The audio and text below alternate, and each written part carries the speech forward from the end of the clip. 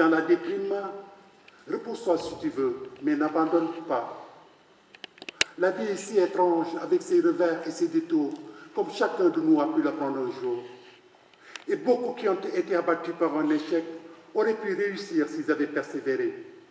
N'abandonne pas, même si tout te semble aller lentement, car un autre souffle peut apporter la réussite. Le succès n'est que l'envers de l'échec. Et on ne sait jamais à quelle distance se trouve le but, qui peut être très proche, alors qu'il te semble si lointain. Aussi, continue la lutte au plus fort du combat, car c'est quand tout te semble perdu que tu ne dois pas abandonner. Je vous remercie.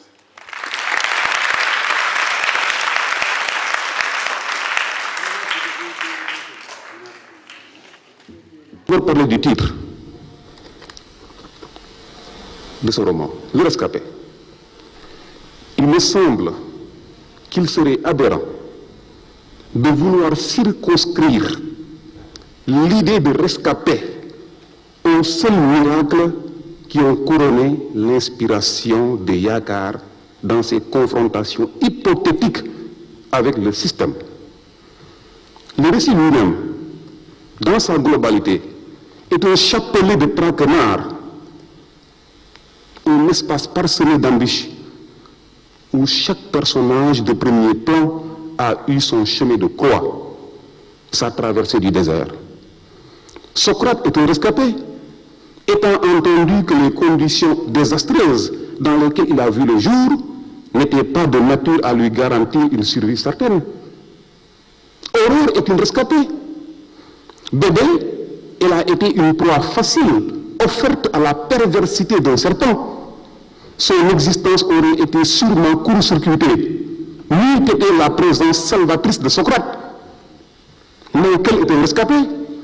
Le système auquel il appartient malgré lui et qu'il a osé combattre par principe avait presque réussi à le sacrifier à l'autel de sa cruauté aveugle. C'est la perspicacité révolutionnaire de Yakar qui l'a sauvé du guêpier fatal. Mais les implications sémantiques de ce titre sont bien plus complexes qu'il n'y paraît. Et il suffit d'interroger au plus près les différentes situations de rescapés pour s'en convaincre. À vrai dire, la vérité sur les différentes situations de rescapés induit aussi son contraire. C'est comme qui dirait que sur cet aspect précis de l'œuvre, tout est vrai et tout est faux à la fois. Socrate n'est pas un rescapé. Car s'il est vrai que son existence est essentiellement vouée à la purification des mœurs, au redressement des âmes tordues, alors il est certes écouté, mais il n'a pas été totalement entendu.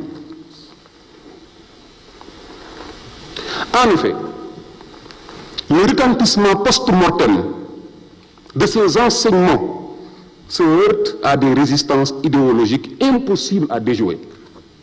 Michael n'est pas un rescapé, car après le printemps d'un salut acquis in extremis, je dois dire presque à l'arraché, il a été foudroyé par la tempête de cette violence qui s'est systématiquement et rigoureusement tissée autour de sa personne. Aurore et Yakar non plus ne sont pas Sidi Mbaye des rescapés accomplis. Yakar est rescapé de la fureur du système, oui, mais il n'échappe pas à lui-même, puisqu'une fois propulsé dans ses habits de chef suprême, il devient prisonnier d'un dilemme et de mille interrogations. Sidi, je vais parler maintenant des interférences et des emprunts bibliques dans ton roman. Le rescapé est une niche d'intertexte et d'emprunt au texte sacré, principalement la Bible. En fait, l'auteur s'approprie certaines scènes et situations du texte sacré pour leur imprimer cette souplesse domestique que réclame la sensibilité du lecteur. À ce titre, à titre d'exemple, intéressons-nous au seul cas du Christ. Son parcours initiatique, traversé de foudre et semé d'épines, sa bonté flamboyante, sa charité lumineuse, sa générosité désintéressée, mais surtout son tempérament de prophète secourable. Je parle du Christ. Bref, tout ce beau capital de vertu est exploré à fond par le romancier et réinjecté avec une étonnante subtilité dans certaines actions du personnel du roman. Yakar est un Christ en miniature. Si l'on s'en tient à l'ampleur de son tempérament philanthropique et au dévouement dont il fait preuve pour leur imprimer un cachet symbolique. Il y a un Christ aussi dans cette démarche altruiste dont se réclame Michael. En effet, comme Jésus, l'avocat a défié les profondeurs de l'humain et accepté de s'offrir en sacrifice pour ramener à la raison les brebis égarées et du coup sauver la tribu des exclus. Mais c'est par la présence de l'enfant Moïse dans l'intrigue que l'allusion à la Bible produit sans doute son plus bel effet symbolique. En effet, le Moïse de la Bible, il ne faut pas qu'on le perde de vue, est un prophète consensuel, dépositaire de la lourde responsabilité de libérer le peuple hébreu de la servitude pharaonique. De la même manière, il ne serait pas aberrant de penser que votre Moïse, à vous, M. Mbaye, est aussi l'élément fédérateur des principales races antagonistes de sa patrie. De l'originalité du roman. L'originalité, je termine par ça. Quid de l'originalité du roman? Il faut bien quand même qu'on en parle de l'originalité du roman, M. Mbaye. Les aspects qui y renvoient, à vrai dire, sont légion. Ils sont d'ordre esthétique, textuel, énonciatif, toponymique, onomastique, et j'en passe. Vous choisissez comme cadre de déroulement de votre récit l'Afrique du Sud, que vous cachez derrière le voile transparent de la non-bi. Nous savons que la simple évocation du nom de cette nation soulève aujourd'hui encore en nous quantité de sentiments amers et déchirants qu'on aimerait bien voir disparaître à jamais au fond des cavernes de l'oubli. La prise en charge d'un tel prétexte géopolitique pour les besoins d'un roman nécessite des effets de style plutôt délicats. Mais vous avez fait parler votre talent en les soumettant à un traitement particulièrement satisfaisant. En effet, votre complicité étonnante avec Dame Imagination et votre maîtrise des arcanes de la narration n'ont même pas eu besoin de mutualiser leurs énergies évocatrices pour dépayser et dérouter vos lecteurs. Vous possédez, Sidi Mbaye, un art de la description délicat et envoûtant, qui profile le spectacle de la réalité physique, plus vrai que nature. Mais les qualités de votre plume sont vastes, sont trop vastes pour se contenter de la plate reproduction du réel. Vous n'ignorez pas en effet que la pointe extrême de la réussite dans la fabrication d'une fiction narrative et dans la création d'un univers. Et vous vous en acquittez avec maestria en faisant galoper les coursiers du plus bel imaginaire sous l'arc-en-ciel de la nation que vous vous offrez comme modèle. Vous êtes romancier, Sidi, vous êtes romancier comme le bon soldat en mission commandée pour faire sauter la banque des insoutenables travers.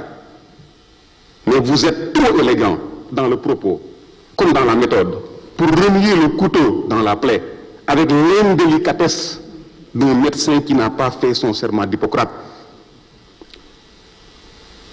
Vous aimeriez tant voir l'univers sous des couleurs qui chantent, mais le spectacle qui s'offre à vous n'est que promesse d'automne. Et c'est pourquoi vous êtes un volcan en feu, Sidi Mbaye. Ce sont des tragédies insupportables que vous inventoriez dans ce récit. Mais les relations n'atteignent jamais la virulence d'une indignation abjecte. Car vous avez bien assimilé la leçon du maître Jean-Paul Sartre, que vous aimez bien, selon qui parler c'est tirer. Parler c'est tirer. Les balles qui sortent de votre fusil, les détonations qu'elles font entendre, tout ceci est le résultat d'un art consommé. Comment douter dès lors que vous êtes parti pour devenir un grand écrivain? Vous êtes parti pour devenir un grand écrivain, Sidi Mbaye. Vous êtes parti pour devenir un grand écrivain. Vous avez la force imaginative d'un Balzac, la subtilité descriptive d'un Stendhal, la lucidité prométhéenne d'un Hugo, la fougue messianique d'un Rimbaud. Mais enfin, tout bien considéré, Sidi Mbaye, vous n'êtes ni les uns ni les autres, vous n'êtes à vrai dire que vous-même. Vous n'êtes pas romancier pour être connu et respecté dans 100 ans. ni pour être oublié de sitôt. Vous venez de prendre place. Une place qui n'est qu'à vous et qui vous attendait depuis fort longtemps. Sidi Bouya Mbaye, Sidi Bouya Mbaye, Sidi Bouya Mbaye, je t'appelle 3 fois. Je dis et je réaffirme que vous n'êtes point un non-voyant. Vous n'êtes pas un non-voyant, Sidi Mbaye. Je dis que vous n'êtes pas un non-voyant, car vous avez de la vision. De la vision. Et ce n'est point là une simple métaphore. Ah non. Vous n'êtes pas un aveugle, Sidi Mbaye. Vous n'êtes pas un aveugle, non. Car chaque page dans ce beau récit,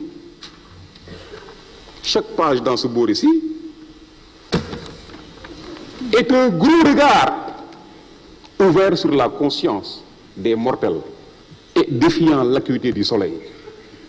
Pendant trop longtemps, Sidi Mbaye, vous avez fait semblant de ne rien voir. Et des incultes comme moi ont fait semblant de regarder pour vous à votre place. Mais la comédie est finie, parce que ce livre a fait tomber les masques.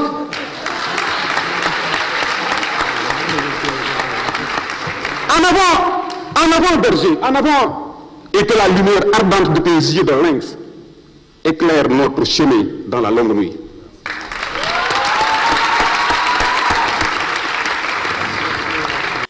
Sidi Bouya a toujours essayé de montrer qu'il est plus fort que le handicap.